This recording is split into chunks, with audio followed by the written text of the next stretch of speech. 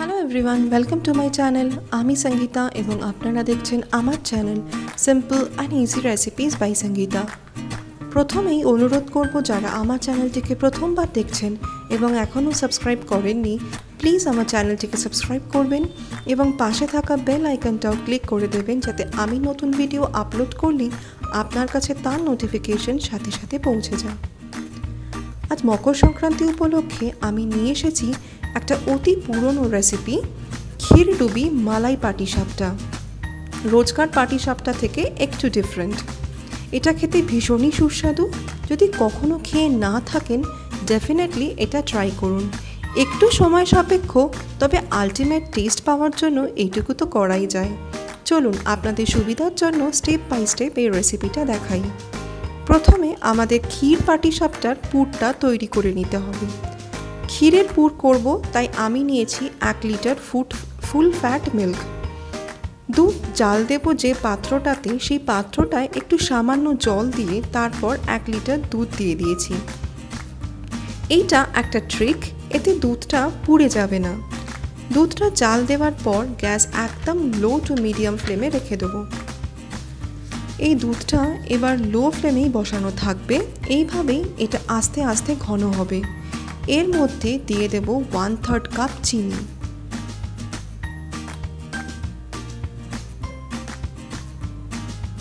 মাঝে মাঝেই হাতা দিয়ে একটু নেড়ে নিতে হবে যাতে তলায় লেগে না যায়। এরপর 1 ঘন্টা পর দেখতে পাচ্ছেন দুধটা অনেকটা ঘন হয়েছে। এইভাবেই লো ফ্লেমে দুধটা ফুটবে।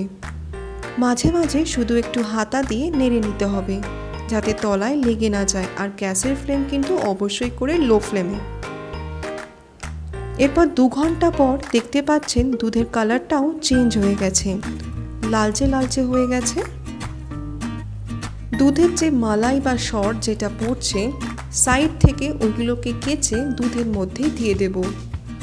দুধটা এখন অনেকটা ঘন হয়ে গেছে। এর মধ্যে এবার দিয়ে দেব 100 গ্রাম খোয়া ক্ষীর। খোয়া ক্ষীরটা দিয়ে ভালো করে মিশিয়ে দেব যাতে কোনো লাম্পস না থাকে। এইবার এটাকে লো ফ্লেমে রেখেই ভালো করে ফুটিয়ে নেব।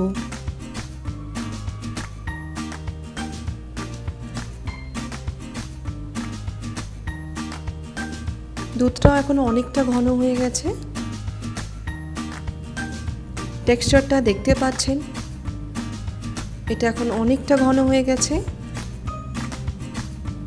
এটা করতে আমার মোটামুটি লেগেছে 2.5 ঘন্টা।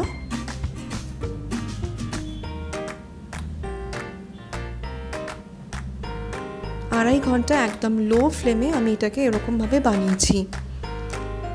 এই অবস্থায় এটাকে একটা পাত্রে তুলে নেব। এই ক্ষীরের পুরটা এখন একটু লিকুইড ফর্মে দেখাচ্ছে, এটা একটু ঠান্ডা হলে দেখতে পাবেন সলিড ফর্মে চলে আসবে।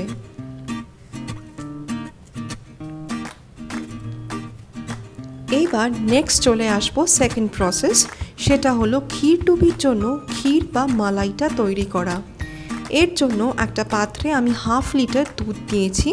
দুধটা কিন্তু অতি অবশ্যই ফুল ফ্যাট মিল্ক নিতে হবে। দুধটাকে ফুটিয়ে ফুটিয়ে ঘন করে নিতে হবে। এরপর সামান্য একটু গরম জলে আমি 50 গ্রাম গুঁড়ো দুধ নিয়ে নিয়েছি। আপনারা যে কোনো ব্র্যান্ডের ব্যবহার করতে পারেন। এটাকে ভালো করে মিশিয়ে নিতে হবে যাতে কোনো লাম্পস না থাকে। এটাকে ভালো করে মিশিয়ে এবার এটাকে কড়াতে ফুল ফ্যাট মিল্কটার মধ্যে দিয়ে দেব। এর মধ্যে এইবার 200 গ্রাম কনডেন্স মিল্ক দিয়ে দেব। ভালো করে এটাকে মিশিয়ে নেব।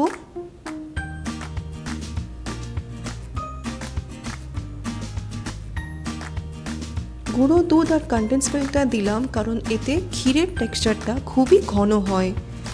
লো টু মিডিয়াম ফ্লেমে দুধটাকে ফুটতে দেব। এর মধ্যে দিয়ে দিয়েছি 2 টেবিল স্পুন চিনি। দুধটা এখন অনেকটাই ঘন হয়ে গেছে। 20 মিনিট থেকে আধা ঘন্টা লাগবে দুধটাকে ঘন হতে, এবং গ্যাসের ফ্লেম কিন্তু অবশ্যই লো থাকবে। এইবার চলে আসবো থার্ড পার্ট পাটিসাপটা বানাবার। প্রথমেই পাটিসাপটার ব্যাটার তৈরি করে নিতে হবে। তার জন্য নিয়েছি 1 কাপ ময়দা, হাফ কাপ সিদ্ধ চালের গুঁড়ো, 1/3 কাপ সুজি, 1 চিমটে নুন আর 3 টেবিল স্পুন চিনি। ব্যাটারটা বানাতে আমি নিয়েছি হাফ লিটার রুম টেম্পারেচার দুধ, মানে দুধটাকে জাল দিয়ে সেই দুধটা ঠান্ডা করে তারপর সেই দুধটা আমি ব্যবহার করছি। অল্প অল্প করে পরিমাণ মতো দুধ নিয়ে একটা স্মুথ ব্যাটার বানিয়ে নিয়েছি।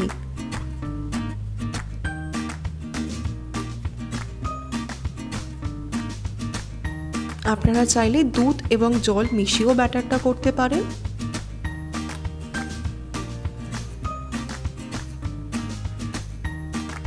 আমার এই ব্যাটারটা পুরো তৈরি করতে হাফ লিটার মতো দুধ লেগেছে।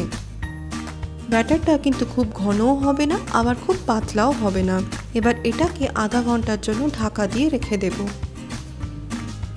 আধা ঘন্টা হওয়ার পর এবার একটা হাতার সাহায্যে ব্যাটারটাকে ভালো করে মিক্স করে নেব। ব্যাটারটার consistency should be like this. এইবার একটা ছোট বাটিতে 2 টেবিল স্পুন ঘি আর 1 টেবিল স্পুন সাদা তেল নিয়ে নিয়েছি পাটিসাপটাগুলোকে ভাজার জন্য। এইবার একটা ননস্টিক ফ্রাইং প্যানে প্রথমেই গ্যাস হাই করে ফ্রাইং প্যানটা গরম করে নেব। এরপর গ্যাসের ফ্লেম একদম লো করে দেব। ঘি আর সাদা তেল মিক্স করা একটা ব্রাশে নিয়ে ফ্রাইং প্যানটা ভালো করে বুলিয়ে দেব। এইবার 1 হাতা পাটিসাপটার ব্যাটার ঢেলে দেব ফ্রাইং প্যানে। ফ্রাইং প্যানে ঢেলে দেওয়ার পর ভালো করে ঘুরিয়ে ঘুরিয়ে ওটাকে ছড়িয়ে নেব। এরপর ফ্রাইং প্যানের ঢাকা চাপা দিয়ে দেব এবং 1 থেকে 2 মিনিটের জন্য এটাকে হতে দেব। 2 মিনিট ঢাকা চাপা দেওয়ার পর এবার ঢাকা সরিয়ে আমাদের প্রথমে যে ক্ষীরের স্টাফিংটা বানিয়ে রেখেছিলাম সেইটাকে এরকম লম্বা সরু করে একটা সাইডে দিয়ে দেব। এইবার দুটো কাঠের হাতার সাহায্যে আস্তে আস্তে করে রোল করে এটাকে ফোল্ড করে নেব।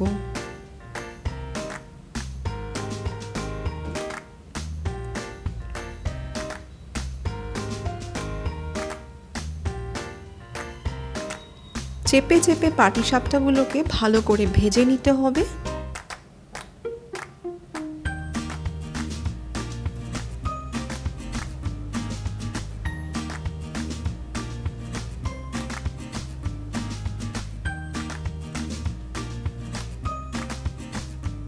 পাটিসাপটাগুলো ভাজা হয়ে যাওয়ার পর এইভাবেই বাকি পাটিসাপটাগুলোকে আমরা ভেজে নেব।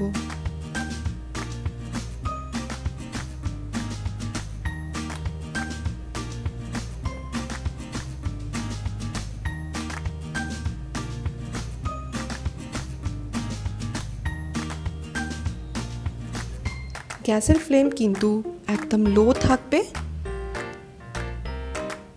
ফ্রাইং প্যানে প্রথমে ঘি আর সাদা তেল মিক্স করা ব্রাশটা লাগিয়ে নিয়ে 1 হাতা ব্যাটার দিয়ে দিয়েছি। তারপর ঢাকা চাপা বন্ধ করে 1 থেকে 2 মিনিটের জন্য রেখে দেব। এরপর ক্ষীরের স্টাফিংটা দিয়ে দেব।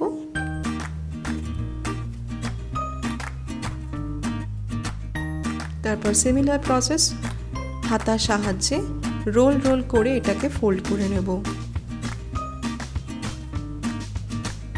আপনারা এখন দেখে বুঝতে পারছেন ক্ষীরের পুরটা তখন যেরকম নরম আর লিকুইড ফর্মে লাগছিল সেটা এখন ঠান্ডা হওয়ার পর অনেকটাই সলিড হয়ে গেছে।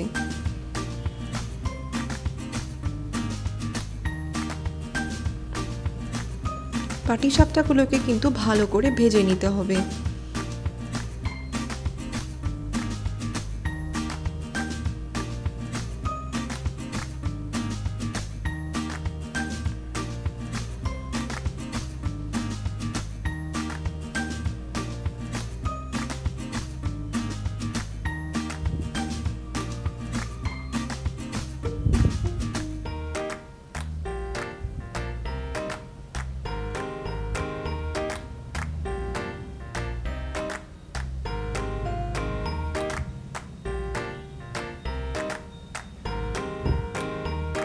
পাটিসাপটাগুলোকে ভালো করে ভেজে নিয়েছি।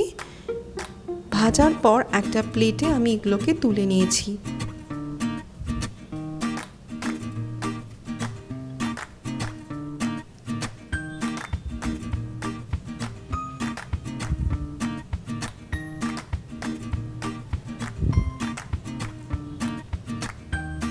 এরপর আমরা যে ক্ষীরডুবির জন্য যে ক্ষীরটা বানিয়ে রেখেছিলাম কনডেন্স মিল্ক আর গুঁড়ো দুধ দিয়ে, সেইটাকে পাটিসাপটার ওপর ভালো করে ঢেলে দেব।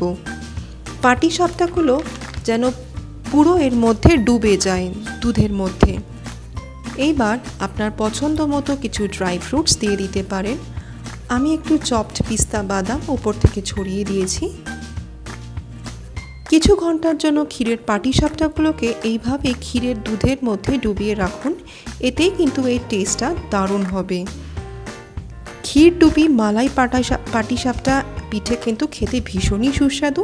ট্রাই করে দেখুন এবং বানাবার পর আমাকে কিন্তু অবশ্যই জানাবেন। Thanks for watching. বাই।